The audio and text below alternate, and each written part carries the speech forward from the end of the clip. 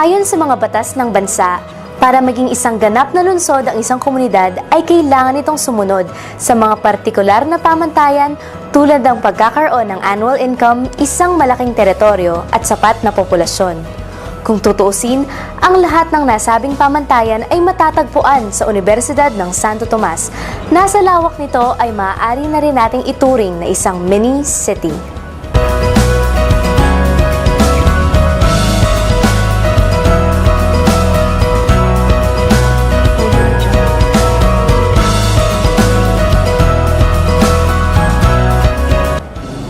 Bukod sa mga tirahan, karaniwang makikita sa isang syudad ang iba't ibang mga establishmentong nagbibigay serbisyo sa mga residente, tulad ng bangko, ospital, post office at marami pang iba. Masasabing ang lahat ng ito ay matatagpuan sa Santo Tomas. Sa kabila ng lahat ng ito, sinasabing ang tunay na maunlad na syudad ang may kakayahang humubog sa karakter ng bawat miyembro nito. Paano nga ba nakakatulong ang UST sa pagkakakilanlan ng bawat guro, mag-aaral at trabahador sa loob ng komunidad? Paano nga ba sinasalubong ni Tomas ang mga bagong tauhan nito na bubuo sa kanyang imahe bilang isang mini city? Narito si Ria Bernardo. Bilang isang komunidad, nakagawian na ng UST na tanggapin ang mga bagong miyembro nito sa pamamagitan ng pagdaraos ng Thomasian Welcome Walk. Dito, pumapasok sa loob ng Arc of the Centuries sa main entrance ng paaralan ang mga bagong mag-aaral. Tanda ng pagiging ganap na Tomasino. Isang dekada na ang nakalipas mula nang mabuhay ang tradisyong ito noong 2002. Saksi sa kauna-unahang freshman walk si Professor Augusto de Viana, paano'y noon pa man ay parte na siya ng UST. Dati bilang mag-aaral, ngayon bilang puno ng Department of History ng Universidad. Paliwanag ni de Viana, ang welcome walk ay naging simbolo na umano ng isang tunay na Tomasino. Tradisyon yan. Parang sabi na taga-UST ka. Yan ang tradisyon mo. Samantala, kalakip ng tradisyong ito ang pamahiin na sino mang lumabas sa ARC bago ang graduation ay hindi makakapagtapos ng pag-aaral. Wala itong basihan ayon kay de Viana at tiyak na magtatapos ang isang estudyante kung gagawin niya ang kanyang tungkulin bilang mag-aaral. Siguro, nagkaroon ng parang pamahiin. Siguro, dumaan doon, hindi graduate. Ayun. Naging part of the urban legend ng UST. Walang basihan. Siguro kung nag-aaral kayo mabuti, malamang makakatapos kayo ng mag-aaral sa UST. Formal nang tinanggap ang mga bagong miyembro ng UST. Sa kabilang banda, paano kaya sila mahuhubog bilang isang mabuting Kristiyano, isang tatak Tomasino? Ayon kay Father Efren Rivera, professor sa UST Faculty of Sacred Theology, noon pa man ay nakagawian na ng UST ang pagbukas ng taon sa pamamagitan ng tinatawag na Misa de Apertura. Kasi talaga namang tradisyon ng mga Katoliko na kung magsisimula sila ng anumang bagay, nagdarasal. Tuwing unang linggo ng pasukan, ginaganap ang misang ito sa Santissimo Rosario Parish, ang simbahan sa loob ng UST. Ilang Tomasino naman ang higit pa sa salubong ang turing sa misa. Si Lisel Balawing, first-year accountancy student, ay hindi pinalampas ang unang misa de apertura niya sa kolehiyo. Bilang isang Tomasian freshman, mahalaga sa akin yung pag-attend sa misa de apertura kasi para na rin magkaroon tayo ng inspiration sa mangyayari sa buong taon. Nakagawian naman ni Holy Ramos, fourth-year pharmacy student, ang pagdalo ng taon-taong misa de apertura. Mula una hanggang ika-4 na taon niya ay wala siyang nalampasang misa. Nung first year kasi, di ba, pag first year ka, nakapagkasusunod ka pa, may attendance kasi, so attend ka. Pero parang dahil dun sa unang-unang na tumatak sa akin, yun nga, sinabi nga kasi na parang madali maging Tomasian, pero mahirap maging Tomasian. So parang from it, parang it follows na naisip ko na I have to start my year right. So parang I want to start it with a mass.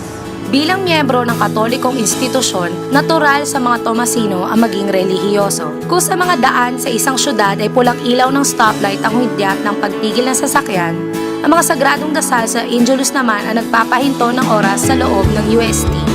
Ayon kay Father Rivera, mailanman sa Santo Tomas ang iba pa ang paniniwala. Tulad ng isang syudad, kailangan pa rin sundin ang mga batas ng komunidad ng kusang loob nilang pinasok. On principle sa pag nag-apply ng mga estudyante sa UST, maliwanag naman na pumapasok sila sa Catholic University. At either explicitly or I think it is explicit na pinaano sila, pinapatanong, sasagot sa kanila kung gusto nila sumunod sa mga itinuturo at ipinapractice sa university. Mahigpit man sa mata ng ilan, disiplina at pagkamakadiyos lang ang hangarin ng komunidad ng UST. Gaya ng mga residente ng isang syudad, iba-iba man ang paninindigan, nananatiling likas sa mga Tomasino ang pagkakaisa. Ito po si Ria Bernardo mula sa Tomas Syudad. Sa pagsisimula ng akademikong taon ay muli na naman nadagdagan ang miyembro ng pamilyang UST. Ang pagpasok nila sa matatag na arko ay sumisimbolo sa pagbibigay-pugay nila sa mga susunod pang taong ilalagi nila sa universidad. At sa mga taong ito, makikilala nila ang iba't ibang mga establishmento na mula pa man noon ay naging kaakibat na ng universidad sa pagbibigay serbisyo sa mini city ng UST. Narito ang ulat ni Fred Castro.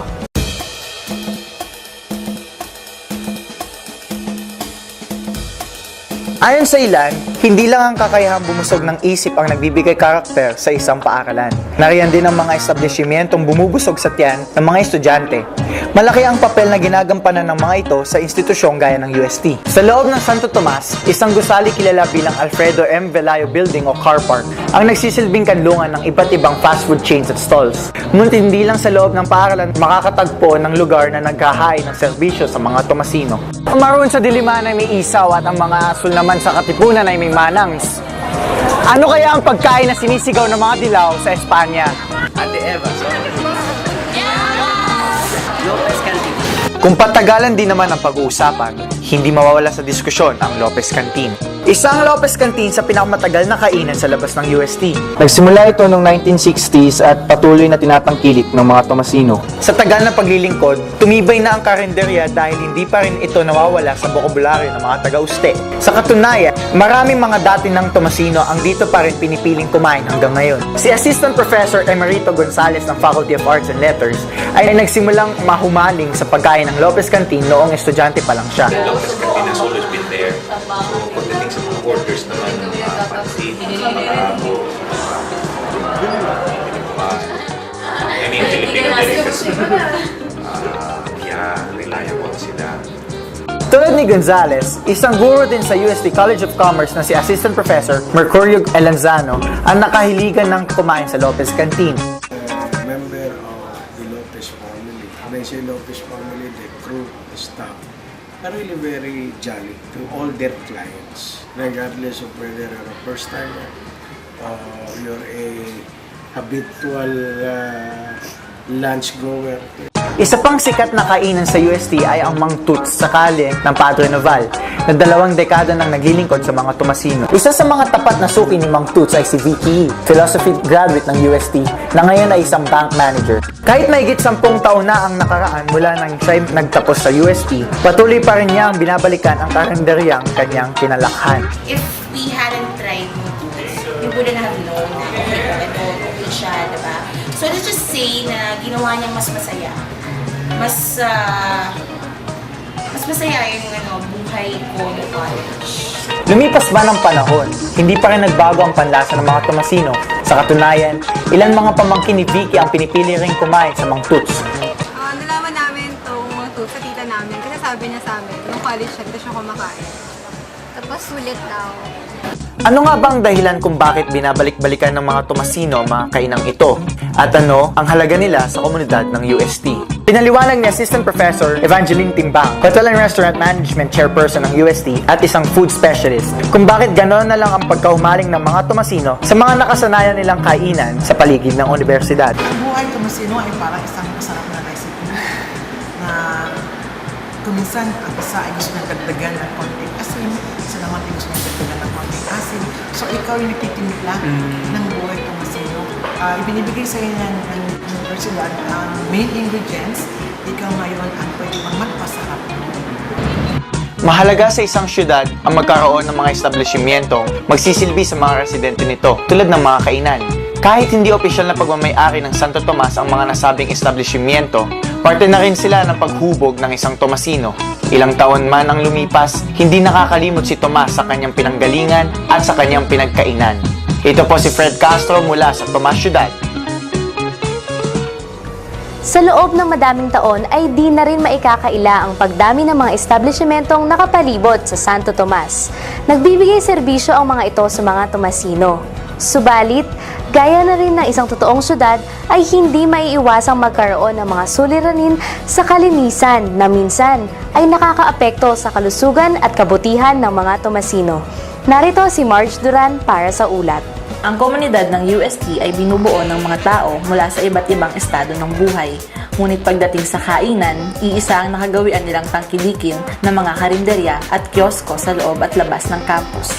Di may kakailang patok sa mga Tomasino ang mga bilihing suwak di lang sa panlasa, kundi pati sa budget. Pero kalakip ng panandaliang satisfaksyong binibigay ng mga ito ay ang mga banta sa kalusugan at legalidad. Si Charis Babaw, third-year journalism student, ay isa sa mga naging biktima ng mura ngunit di ligtas na pagkain. Kwento ni Charis, ilang oras matapos siyang kumain ng spaghetti mula sa isang food stall sa car park, nagsimula na siyang magsuka at magka-LBM. Napagalaman sa UST Health Service na siya'y na food poison.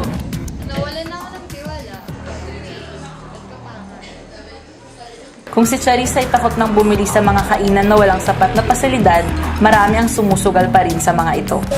Ang street foods tulad nitong kwek-kwek ay hinahanda, niluluto at binebenta sa tabi ng kalyeng ito. Hindi man siguradong malinis, pero masarap! Ayon kay Hilario Villegas, Chief Sanitation Officer ng Maynila, may kaukulang requirements ang pagtatayo ng food establishments base sa Presidential Decree 856 o Code on Sanitation of the Philippines. One of the basic requirements ng ating sanitary permit. Then, nandyan yung mga ibang documentary requirements such as license, permit, pest control. Dagdag ni Villegas, sa kabila ng mga paalala sa isyu ng kalinisan at legalidad, nakatatak na sa mga Pilipino ang tinatawag na kalenderya culture. Ayon naman kay Barangay Chairman Zenaida Matias ng Barangay 470 sa Sampaloc, ang ilang food stalls malapit sa UST ay hindi garantisadong malinis at legal. Inalis ko. Kasi anak hindi sila natututong maglinis, ginagawa ko pa yung kanto, kaya pinalit. Ito ay labag sa Section 18 ng Code on Sanitation of the Philippines na nagbabawal gawing tulugan o tirahan ang kainan. Dagdag niya, ang UST ay matatagpuan sa University Belt kaya prioridad dapat ang kalinisan sa mga food stalls na malapit dito. Pagdating naman sa isyu ng legalidad, Ani Boyet San Gabriel, Chief of Sanitation Division ng Manila City Hall, nagkalat ang mga bar sa paligid ng UST dahil sa City Ordinance na nagpapahintulot sa pagpapatayo ng bar basta't 200 metro ang layo nito sa isang universidad. Kung susukapin mo yung 200 meters, abay nandun ka sa center ng UST, doon sa main building. Noong 2010 ay nagsara ang isang bar sa Pinobal matapos itong ireklamo ng isang dinat ng UST Central Student Council dahil sa pagbebenta nito ng alak sa mga menor de edad. Distance, yun, contestable yun. Pero pinasara namin yun on the account na nagpapainom ng minors. Ang problema sa kalinisan at legalidad sa komunidad ay tila isang walang katapusang laban para sa lokal na pamahalaan na naghahanap ng solusyon dito. Giit ni Villegas, nagbabago ang panahon kaya dapat lang nabaguhin din ang mga batas para maging angkop ito sa kasalukuyang henerasyon. Sulit, masarap, swak sa panlasa at bulsa ng mga Tomasino. Ito ang mga sangkap ng pagkaing luto sa karinderya. Ngunit di lang dito natatapos ang lahat. Nasa kamay pa din ni Tomas ang kanyang kapakanan. Ito po si Marge Duran mula sa Tomas Syudad. Ang isang syudad, magdaan man sa mga pagsubok, ay magagawa pa ring makatayo ng walang kasing tatag sa tulong ng mga individual na may kanya-kanyang paraan sa pagbabahagi ng tulong para sa komunidad. Sa kabila ng mga problemang hinaharap ng UST ay hindi maitatangging napupuno naman ito sa loob at labas ng mga taong nananatiling kaagapay ng bawat Tomasino. Kilalanin natin sila sa ulat ni Meryl Legunas. Isa sa sinasabing bumubuo ng Buhay Tomasino ay ang interaksyon ng mga estudyante hindi lang sa mga nasa loob kundi pati na sa labas ng mini city ng UST. Ang mga laging tapat sa paglilingkod ay binabalikan at tulad ng UST, patuloy silang naghahatid ng serbisyong humuhubog sa pagkatao ng Tomasino.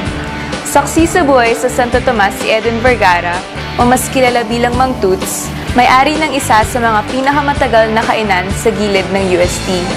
Sa loob ng 20 taong pagsisilbi sa UST, ano kaya ang masasabi niya sa mga Tomasino? I love them. Loyalist sila sa akin. Unang-una, from first year hanggang graduate sila, dito sila kumakain. Kaya ako naman ay loves na loves ko sila. Hanggang nasa may trabaho na sila, professional na sila, ay nakikita-kita pa rin kami.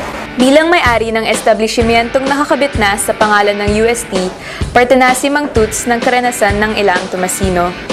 Bukod sa mga establishmentong matagal nang kasama ng UST, tapat din ng mga Tomasino sa mga di pa man ganun katagal, ngunit tumatak na sa kanilang mga puso.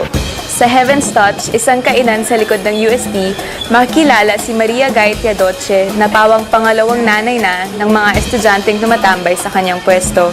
Sa loob ng 5 taon, hindi lamang hanap buhay ang kanyang natamo, ngunit pati na rin ang katapatan ng kanyang mga nakakasama. Parang pangalawang bahay na namin to. Para kayong magkakapatid dito. Yan, sila. Magkakilala kami lahat dito. Tapos, si nanay, siya yung kumakausap. Siya na yung nanay namin dito. Yeah, parang siya yung support system namin dito sa Heavens. Tapos, yun, naging parang second family na nga yung touring namin dito sa samahan namin. Kahit nagtapos na ang ilang mga suki ni Ate Guy, nag-iwan naman sila ng mga alaala ng kanilang magandang samahan tulad ng mga graduation pictures na nakadikit sa kanyang counter. Nung nag-graduate sila, umiyak ako kasi sabi ko, masaya ako na nakatapos sila. Malungkot din ako dahil hindi na kami madalas magkikita. Pero sa kahit anong paraan na wala silang pasok, dito sila nagkikita-kita para madalaw nila. Mula sa labas, meron ding tinuturing kaibigan ng mga Tomasino sa loob ng paaralan. Tulad na ni Dennis Gabuat, isang security guard sa loob ng UST na hindi lang basta proteksyon ng inaalay sa mga estudyante. Good afternoon po. Ako po si Dennis Brian Gabuat, security officer dito sa Quadricentennial Pavilion. 8 taong serbisyo at pakikipagkaibigan ang hatid ni Kuya Dennis sa mga Tomasino. Kilala siya sa kanyang magiliw na pakikitungo sa mga estudyante. Simula noong 2005, na destino na siya sa iba't ibang gusali sa loob ng universidad. Kasalukuyan siyang nakapwesto sa bagong UST Gymnasium, ang Quadricentennial Pavilion. Hindi ko na kailangan maghanap na ibang trabaho. Mas enjoy ako dito sa UST. Kasi ano mo yung malaki sweldo, hindi ka naman masaya. Dito sa UST, maliban sa malapit ka sa Diyos kasi may simbahan. Safe ka pa dahil may hospital. Tsaka hindi siya hazard kasi yung mga students yung mabantayan mo, tulad sa labas. Sa bago niyang pwesto, nakilala na ni Kuya Dennis ang ilang atletang Tomasino gaya ng UST Growling Tigers. Ito, markada ko to mabait, mapagbiro, makulit minsan. He always lets my friends in whenever I tell him that my classmates or my friends want to watch. That's why he's good. Si Kuya yan, masipag yan. Okay, grabe yung magbantay dito, strict yan. Tsaka, ginagawa niya yung trabaho niya. Tsaka mabait yan. Ang paglilingkod sa UST na mga tulad ni Kuya Dennis ay may sukling respeto mula sa mga mag-aaral dahil ang UST ay hindi lang paaralan kundi isang malaking pamilya. Ilan lang sina Mang Toots, Ate Guy at Kuya Dennis sa mga taong tumutulong humubog ng pangalang Tomasino. Sa pagdaan ng panahon, nananatili pa rin na mga tapat sa UST na kahit di opisyal na miyembro ng paaralan ay parte na rin ng karangalan ng Santo Tomas. Ito po si Mary Legunas mula sa Tomas Ciudad. Tulad ng isang syudad ay hindi maiiwasang magkaroon ng mga problema sa loob at sa paligid ng UST pagdating sa seguridad. Alamin natin ang mga ito sa ulat ni Joen Avila.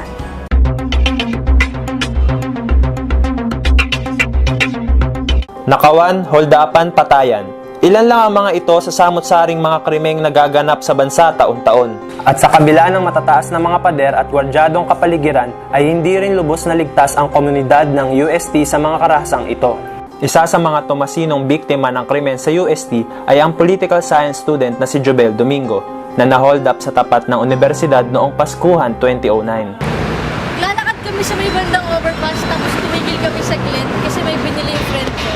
Tapos nung nag-aantay na kami dito, naantay namin yung friend namin, may sumusunod na lalaki, hindi ko alam kung ilan sila, tapos yun, in-snatch niya yung phone.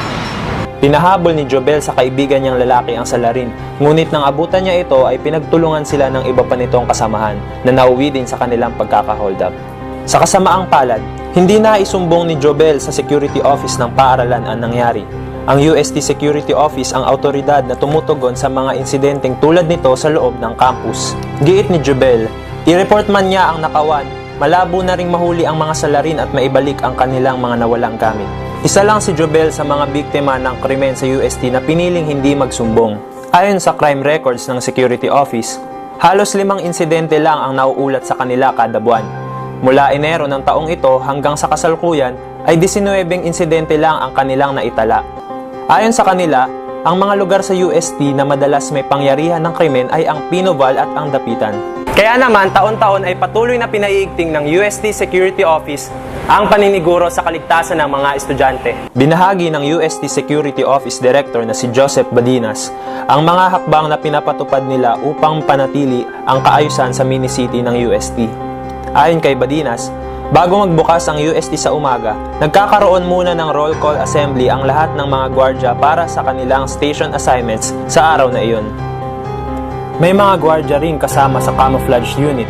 Sila ay hindi naka-uniforme at rumoronda sa loob at paligid ng universidad. Binibigyan namin ng advice yung lahat ng security personnel na kahit saan sila naka-assign, kapag may lumapit sa kanilang estudyante ng UST at identified nila dahil dun sa uniform, bigay nila yung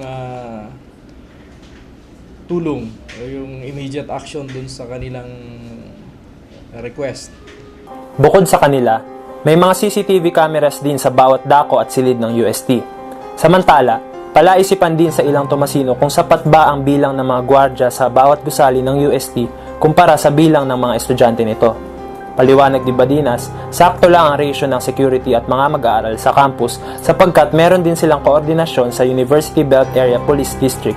Kaya tuwing may seryosong insidente ng krimen sa UST ay direkta itong naire-report sa kanila. May paalala naman si Badinas sa mga tulad ni Jobel na nakaranas ng krimen ngunit piniling hindi magsumbong sa kanilang tanggapan. Sa amin, sabi ko kanina 24/7 kami. Ang kailangan lang namin yung pakikipag-participate ng bawat Tomasyan dito sa yung concern mo bilang Tomasino. Binibigyan namin yung hotline ng security office. Sabi ko nga, kahit saan sila nandun, kapag ang involved na is Tomasyan, inform lang kami. Pinapaalala ng UST Security Office na kooperasyon ang sikreto sa ligtas na komunidad. Hindi sapat na ang otoridad lamang ang kumikilos upang maiwasan ang mga krimen. Ordinaryong mag-aaral man, may tungkulin ding ginagampanan para sa kaligtasan ng buong UST. Ito po si Joven Avila mula sa Tomas Ciudad. Marami sa atin ang naniniwalang ang karanasan ay isang napakahalagang sangkap sa paghubog ng karakter ng isang tao. Sa loob ng isang komunidad gaya ng UST, mararanasan ang samot-saring mga pangyayari na naghahanda sa mga Tomasino para sa totoong buhay. Naghuhulma ito sa bawat mag-aaral upang makapagbigay ng malaking ambag sa ating lipunan. Kilalanin natin ang mga dating Tomasino na naging parte ng mini-city noon at ngayon ay nagbibigay na rin ng karangalan sa ating bansa. Narito si Carol Prudente sa kanyang ulat.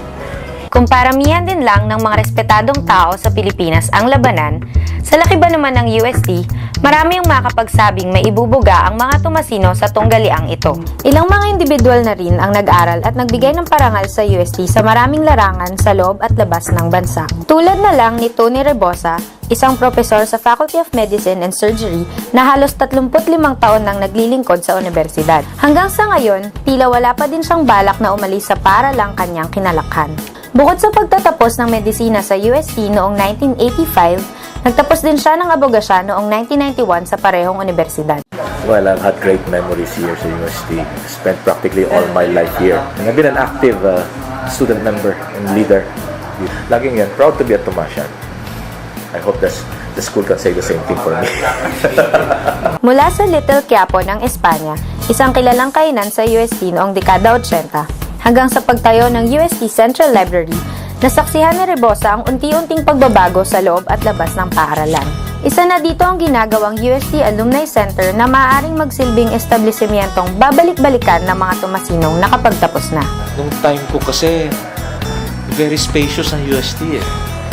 No, wala pa yung Central Library. And all you see now around UST are tall buildings. So parang nasisira yung sa facade. No?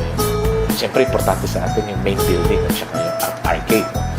But other than that, well, you have to go through. You have no choice din naman. This is progress. Ngunit hindi lang mga gusali ang maaaring balikan ng mga Tomasinong nagtapos na, kundi pati mga aral na kanilang natutunan noong naging parte sila ng mini-city ng Santo Tomas. Halimbawa na lang ay ang UST nursing graduate na si Carl Balita. Bukod sa pagkakaroon ng sikat na review center dito sa Pilipinas, ang Carl E. Balita Review Center, isa rin siyang TV host ng Studio 23 sa palabas na pinamagatang Thumbs Up. Bukod dito, sinulat din niya ang Prosperity, isang librong naging finalist sa International Book Awards na ginanap sa Los Angeles, USA noong 2011. Kasalukuyang din siyang nagmamay-ari ng sariling spa na matatagpuan sa Tomas Morato, ang Life Center Medical Spa. To me, the biggest lesson from UST's leadership is that even academics, I did not graduate cum laude. I did not top the board. But I learned leadership at its best, handling the many opportunities of leading my classmates and the inter-college student. I think leadership lessons are actually perfectly provided by the UST environment. Ang pagiging committed sa institusyong kinalakhan ay hindi lang pagtatanaw ng utang na loob. Isang patunay din ito ng magandang leksyong nakuha noong nag-aaral pa lang. Again, no? You're a UST graduate. Feel proud. Be proud. Dala-dala niyo yung wherever you go, ano mang gawin nyo kapalpalan sa buhay nyo, lalaging sasabihin na, taga-UST yan. Pero pag if you become successful, kasi UST siya. And no matter how bad your experiences might have been while you were at UST, still, UST is responsible for whatever you will be in the future. Don't forget to look back.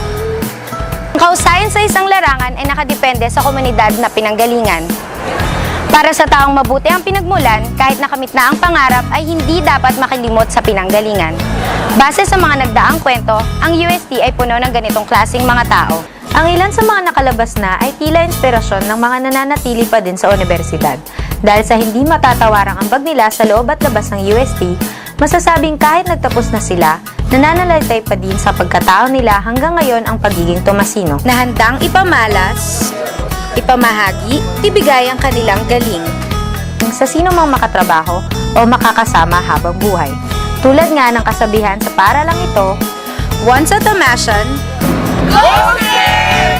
always a Tomasian. Go Stick! Go Stick!